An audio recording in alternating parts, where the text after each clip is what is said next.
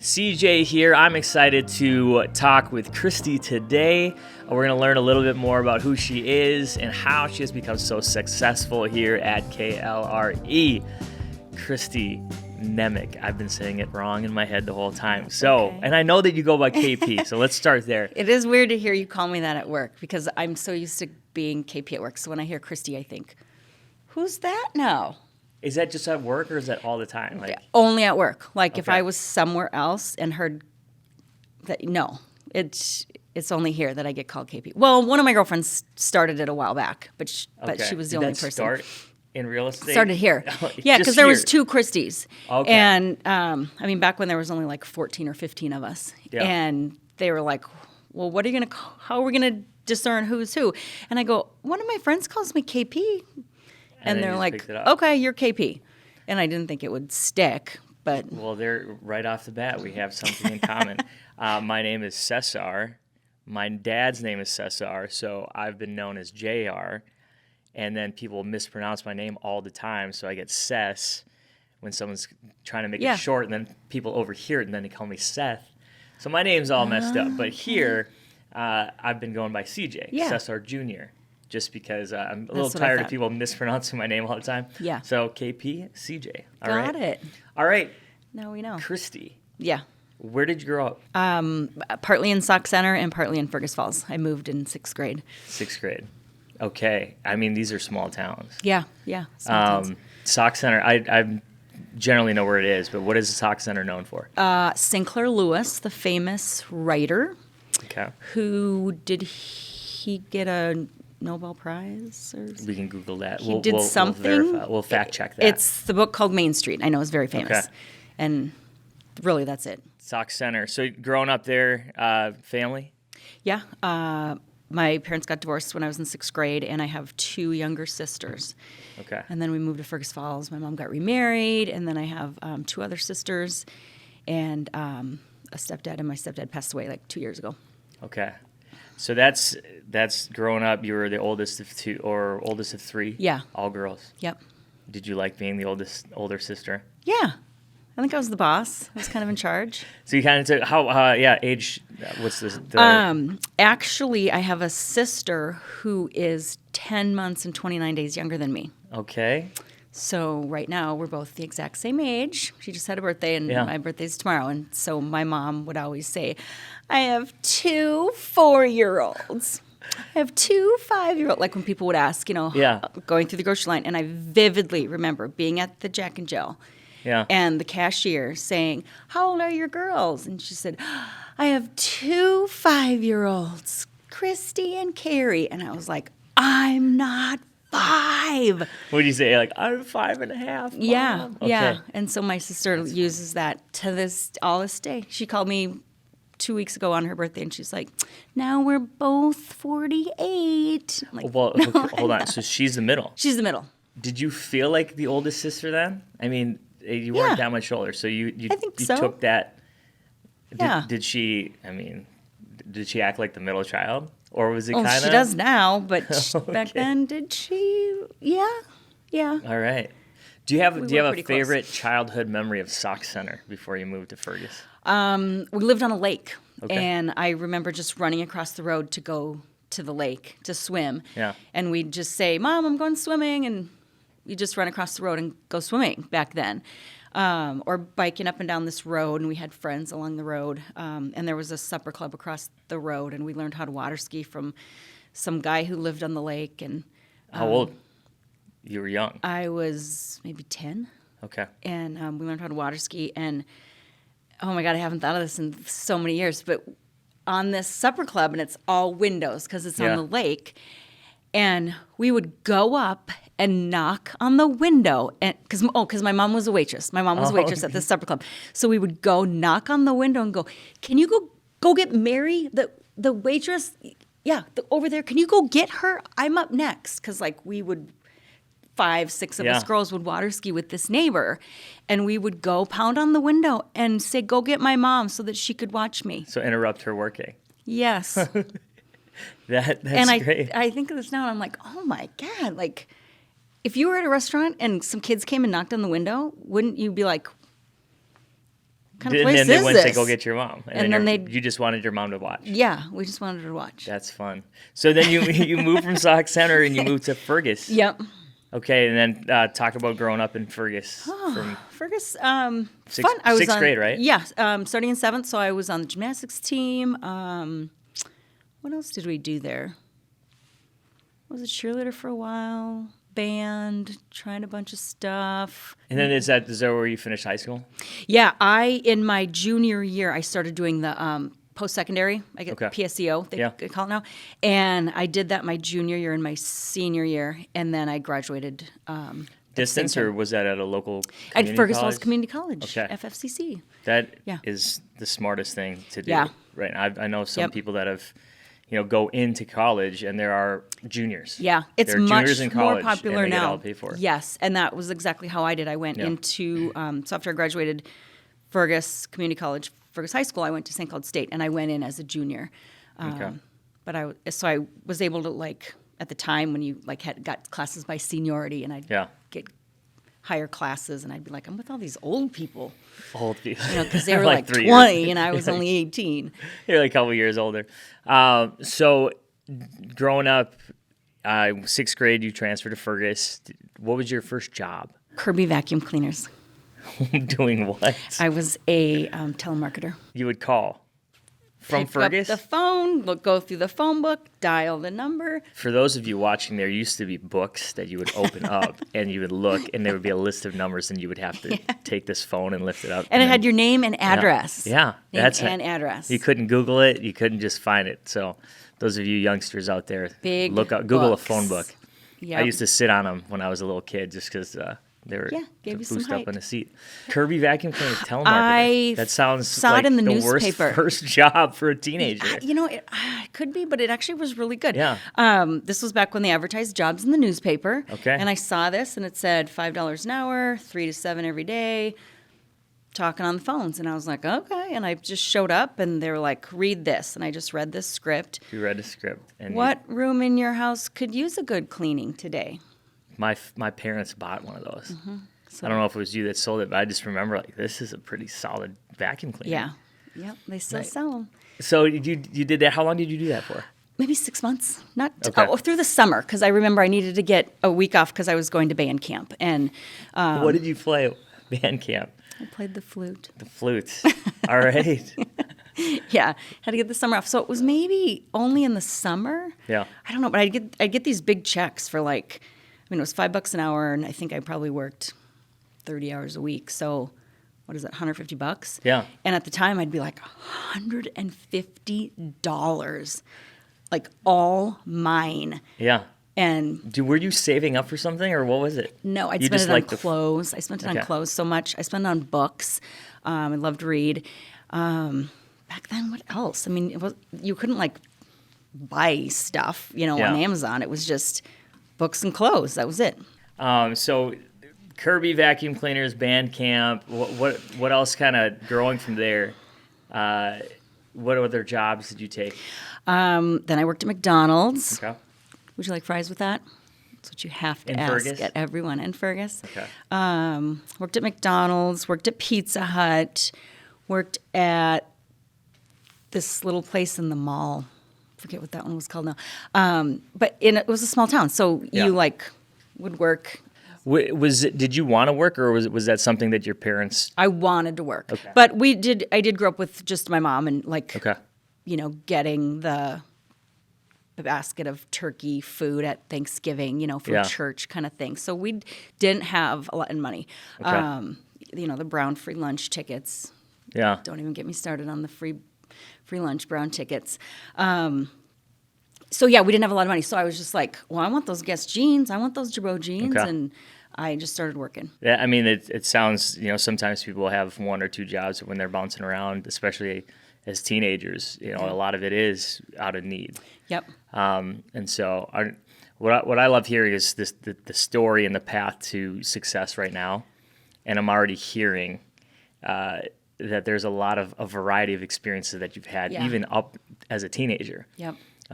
That I'm excited to hear translates to what you're doing now.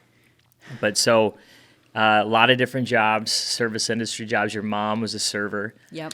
Yeah, how was that growing up? Just seeing my wife was a server at a high-end seafood restaurant and got to know a lot about the service industry. But when you grow up in it, what do you notice about what did you learn from your mom? I don't know that necessarily she taught me a lot about the service industry, but I remember like gathering up your tips and holding your money, and just being very protective of your dollars.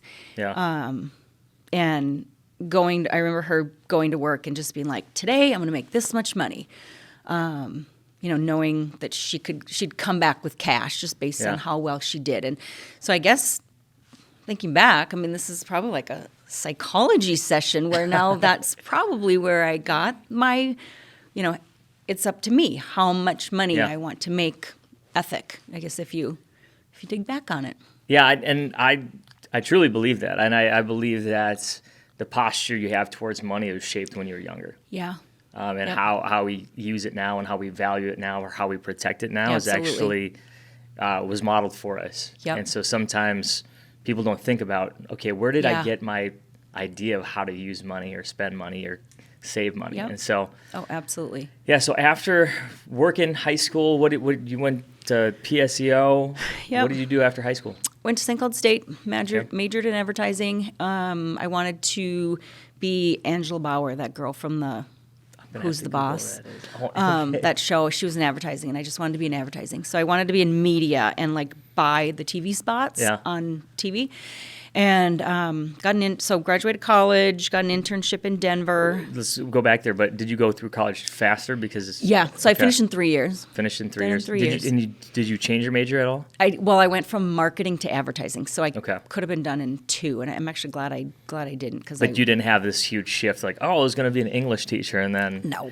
Okay. No. So minor change, All right. And when I graduated St. Cloud State, then I got an internship in Denver to work in advertising and did an internship for a summer and then got a real job in advertising. It was just an internship, so getting out of town for a little bit. How was that? Just Minnesota small town girl moves to Denver. Well, I moved because I had a boyfriend there. Okay. So I moved there, moved all my stuff, and then just stayed for 10 years. Oh, you stayed for 10 years in Denver. Okay. Yep. What part of Denver? I lived in Denver. I lived in Highlands Ranch. I lived in Arvada. I lived in Westminster. I mean, I moved every year because why wouldn't you? You'd have to sign a lease because I was in apartments. And so it was like, who re-signs their lease? You move. So you're in your 20s in Denver. Moved every 365. Loving that life. Yep. You can pass on this question, but what happened with the guy? We dated on and off. We dated for a long time. We're still friends, actually. Yeah, he still lives in Denver. But yeah, we still talk because I feel like he shaped me too a little bit. I mean, we were 17 years old when we started dating. So yeah. In Denver, you were advertising jobs, kind of bouncing around? Advertising jobs for a couple years. And then I just remember having to take a week off for vacation for Young Life. Actually, I took a week off to go to Castaway Camp. Okay. And I was like, were you a leader at the time? No, well, just like a assistant. Yeah, I didn't work for Young Life. I was a volunteer. And I was like, I have to take a week off work, unpaid, to go do this with these kids. And I remember a lady at my job, she's like, wow, that's really great that you're giving up your vacation for that. And I was like, well, I like the kids and I like doing that, but giving up a whole week's vacation.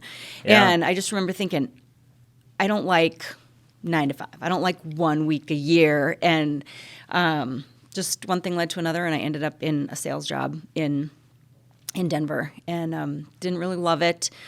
And just came upon, because I was working 2 jobs, actually. I was working 2 jobs, doing something in advertising and working on the ski train. The ski train goes from Union Station in Denver all the way up to Winter Park. Okay. And there was 2 compartments where they served food out of it. You served drinks and hot chocolate and, cheese and crackers kind of thing. And I was like, this is kind of like being a flight attendant. This is kind of fun because it took you up to the mountain. And to get paid, you could either get a lift ticket for the day or cash. And I didn't ski, so I was like, I'm going to take cash. And I just liked doing that. I liked talking to people when they got on in the morning. I liked seeing them when they got back. And, how was your day? And it just got me thinking I'd want to be a flight attendant. And then I saw an ad in the paper one day. It was the day after Thanksgiving. back when newspapers, again, you opened them, you read them, and there was a big ad for flight attendants for United Airlines. And I interviewed and I got hired. And I thought I was going to be there for my whole life.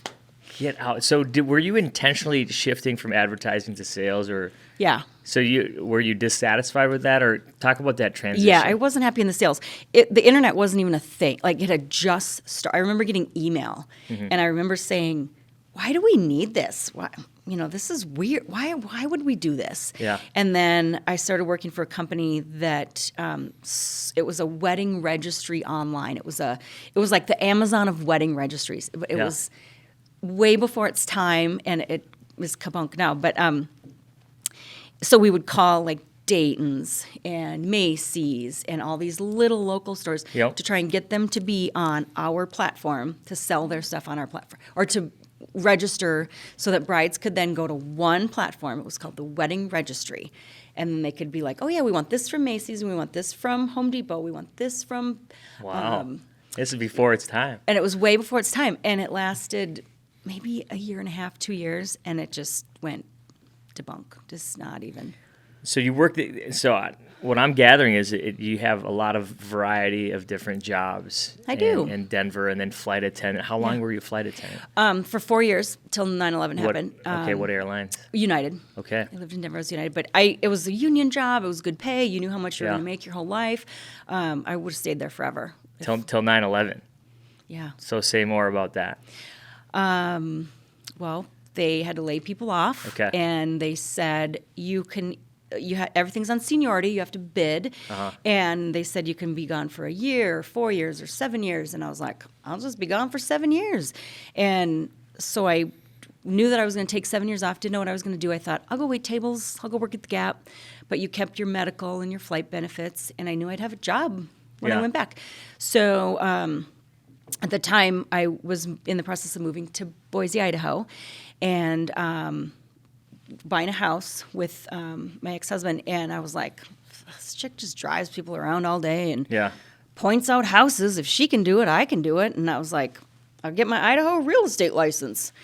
And so I did, started real estate school full-time, didn't know. In Idaho? In Idaho. Okay. I knew two people there, my realtor Yeah. and my loan officer. And I was like, I'm just going to start knocking on doors. And I just grabbed the phone book. Just from your experience, you're like, oh, I can do this.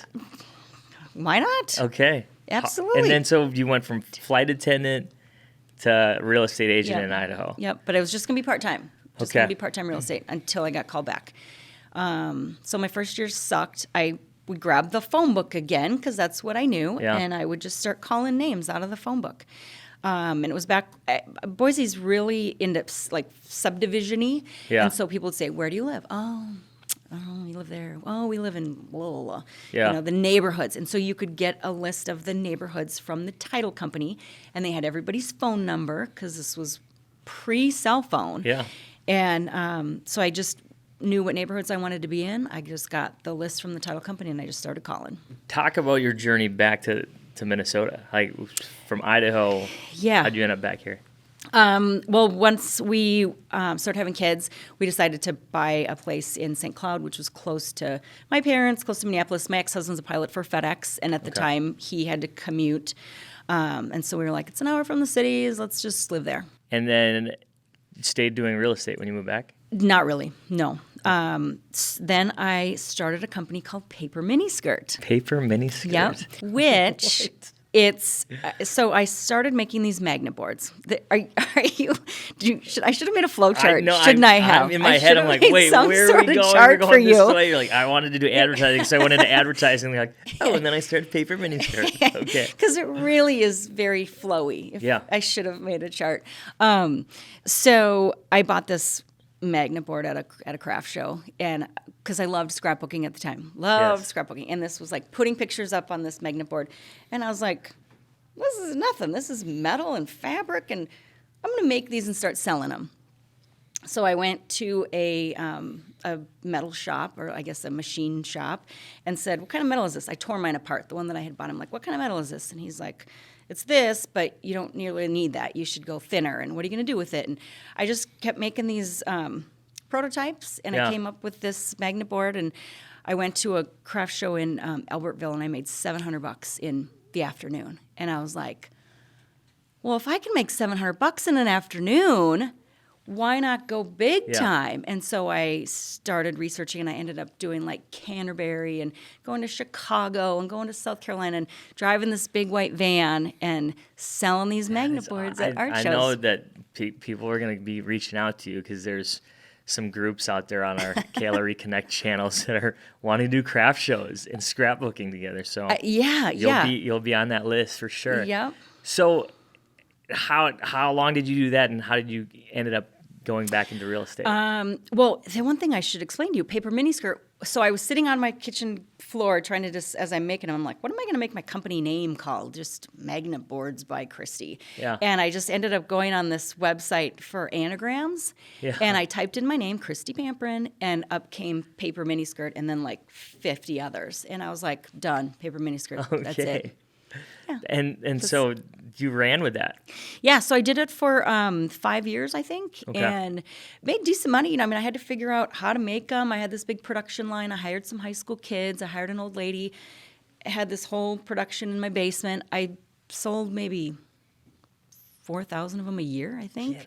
I sold a lot of them, a lot. And then you're like, I'm over it? Yeah, really sore fingers, really sore elbows and hands. And my season would be like summer to December, and then I'd take off. And but it was nice to stay home with my kids. And then I ended up getting divorced, and I was like, well, what am I going to do now? I'm not going to sell magnet boards all over the country and make enough money to support us. And I was like, sold real estate before. I'm going to sell real estate again. I'm going to do it. And so got my Minnesota license and moved to Minneapolis because I was like, St. Cloud really doesn't have, just isn't for us. Let's move to Minneapolis. And packed up the kids, packed up the ex-husband, sold him a house. And You legit sold him a house? Yeah, I did. Okay. Okay. I don't know if you want to go into this. How was that as him as your client? It was good. It was fine. Yeah, it worked fine? out good. And so were you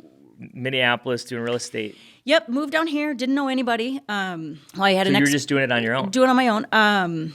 I joined Keller Williams, and then I got hooked up with a team there. Yeah. And was on this team for maybe a year, I think, and not doing super well. I maybe sold 6 or 7 houses, and so I was just panicked about money all the time. Yeah. And was like, this team isn't really working for me. I'm going to go out on my own. And I had a rental, and I lived in this neighborhood where we'd get a newspaper once a month, and it was this full-on newspaper, and it was from Chris Lindahl. And I remember there's so many, there's little moments in your life. You know how when you remember, and it's like, why do I remember that? I don't even remember, what I had for dinner on Sunday. Yeah. But I remember sitting on my steps reading this. I just got the mail. I'm reading the newspaper, and I'm like, why is this guy everywhere? He's so, because my old team was trying to steal his website content. They were trying to find out. I remember him saying, that's who Lindahl uses. And so I was like, why is everybody talking about this guy? He prints a newspaper. That costs a lot of money. Big deal. And I'm like, you know what? I'm going to sell as many houses as Chris Lindahl. I'm going to go door knocking. And so I made up this flyer, and I door knocked my whole neighborhood. Yeah. In 3 days. So right off the bat, you're like, I'm going to compete with this guy. I don't even know who he is. You're like, I got a newspaper. I don't even know what he's about. But everybody's talking about this guy. I don't know who he is. But yeah. And so I was like, I'm going to start selling houses just like Chris Lindahl does, and thought that would happen. Yeah. And I didn't do super well on my own. And so then I got an email that said, oh, we've noticed you've sold so many houses. Chris had just started recruiting, and it was the email, and I was like, I know that this is sent out to everybody. He's not just talking to me, but I'm still going to apply.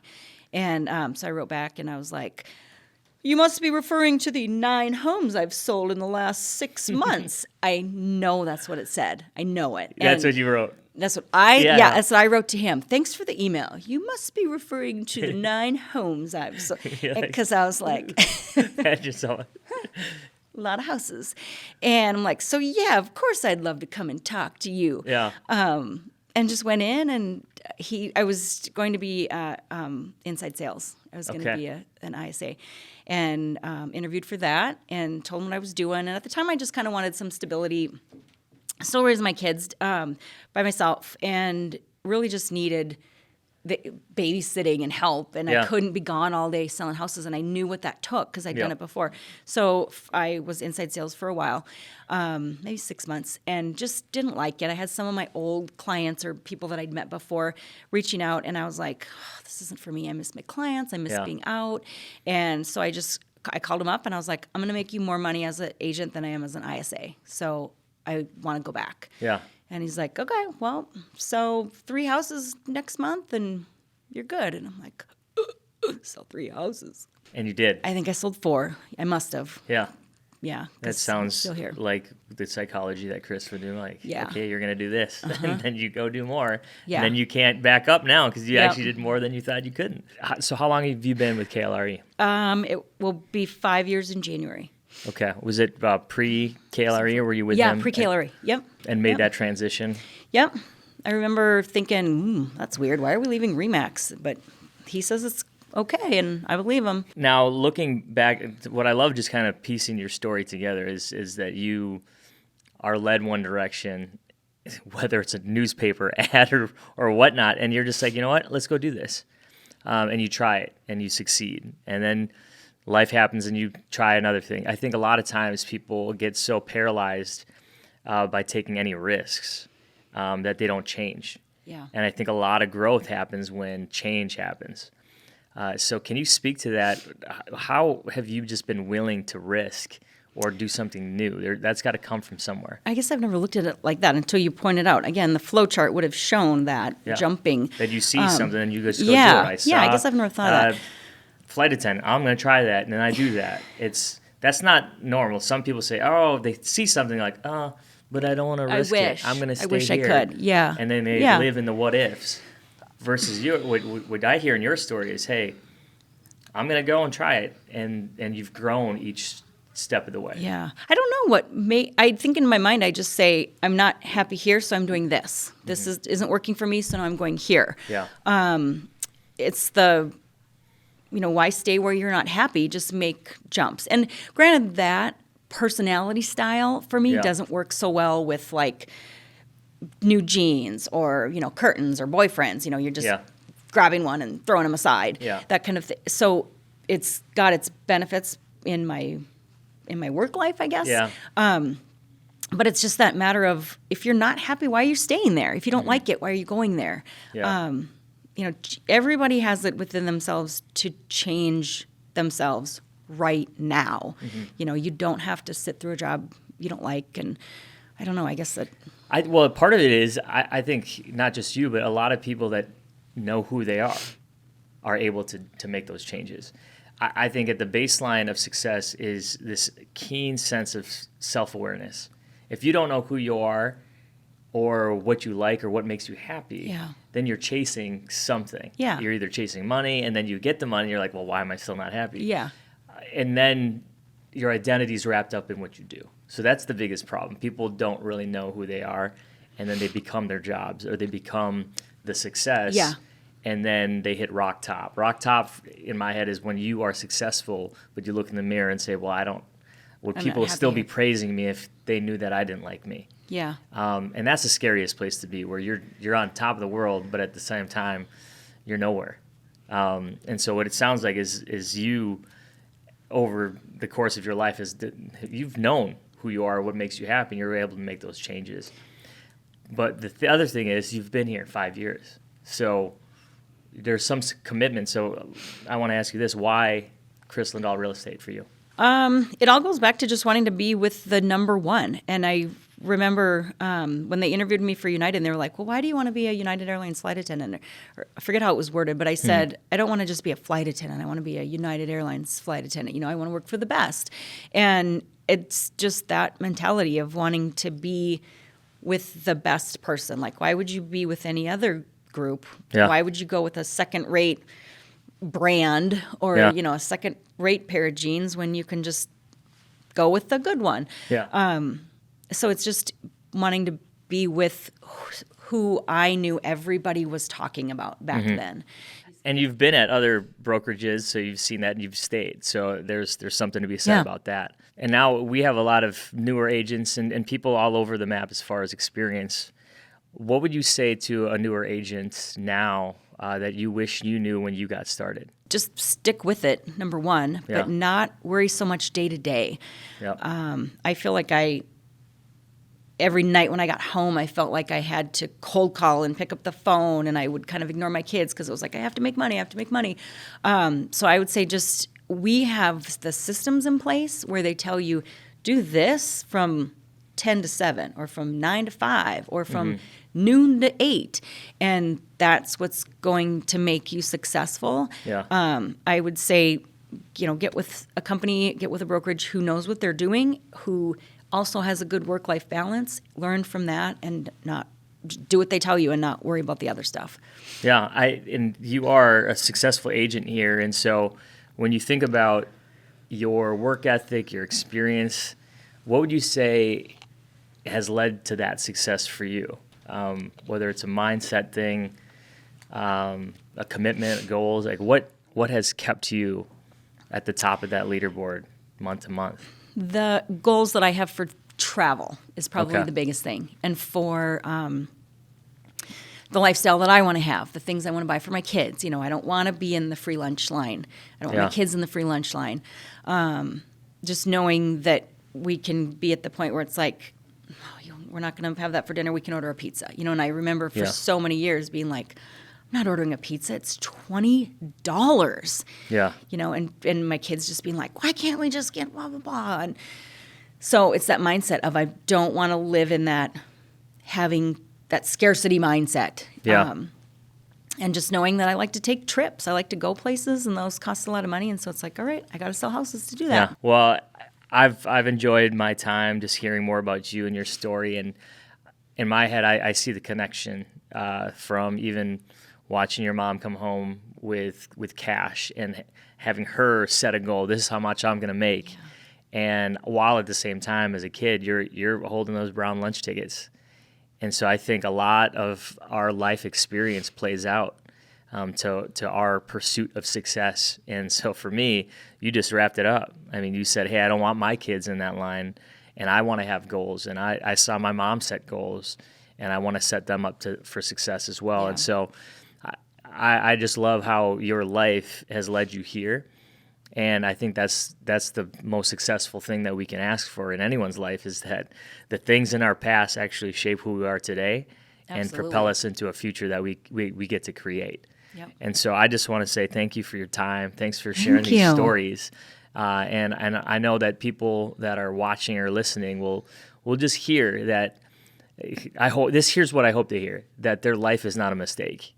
That along the way, as long as they pick up lessons that they've learned, they're in a good place. You made a choice, and you just backpedal and do something else. You just pivot and go a different direction. You're never stuck on that one thing. And I just wish more people felt like that, to just make a decision. Well, I hope they keep growing.